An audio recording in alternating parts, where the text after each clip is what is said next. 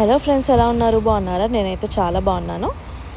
ఇవాళ వచ్చేసి మా దగ్గర బస్ సిస్టమ్ ఎలా ఉంటుందో చూపిద్దాం అనుకున్నాను. ఫస్టే మనకి డోర్ ఉంటుంది డ్రైవర్ ఆపోజిట్లో. అక్కడి నుంచి ఎంటర్ అవ్వగానే ఇక్కడ ఆరో మార్కులు చూపిస్తున్నా కదా, అక్కడ డ్రైవర్ దగ్గర క్యాష్ బాక్స్ ఉంటుందన్నమాట. అక్కడ మనం క్యాష్తో కానీ కార్డ్తో కానీ పేమెంట్ చేయొచ్చు.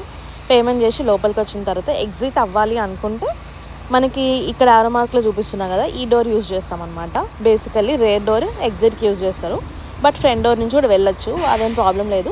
బట్ ఎంటర్ అవ్వేటప్పుడు మాత్రం ఖచ్చితంగా ఫ్రంట్ డోర్ నుంచి అవుతామన్నమాట. ఫస్ట్ పేమెంట్ చేసి కూర్చుంటాము. ఇంకా నెక్స్ట్ మన స్టాప్ వస్తుంది అనుకుంటే ఇక్కడున్న ఎల్లో కలర్ హ్యాండిల్ లాగితే అక్కడ డ్రైవర్కి నోటిఫికేషన్ పోతుంది స్టాప్ రిక్వెస్టెడ్ అని. సో దట్ మనకి నెక్స్ట్ వచ్చే స్టాప్లో మనల్ని డ్రాప్ చేస్తారనమాట. మనలాగా ఇక్కడ బస్సెస్ అయితే అన్ని స్టాప్స్లో ఆగవు. సో ఎవరైనా ఇలా హ్యాండిల్ లాగితే నెక్స్ట్ స్టాప్లో ఆపుతారు. అండ్ ఆల్సో బస్ స్టాప్స్లో ఎవరైనా జనాలు ఉంటేనే ఆపుతారనమాట, ఎవరు లేకుండా అయితే ఆపరు.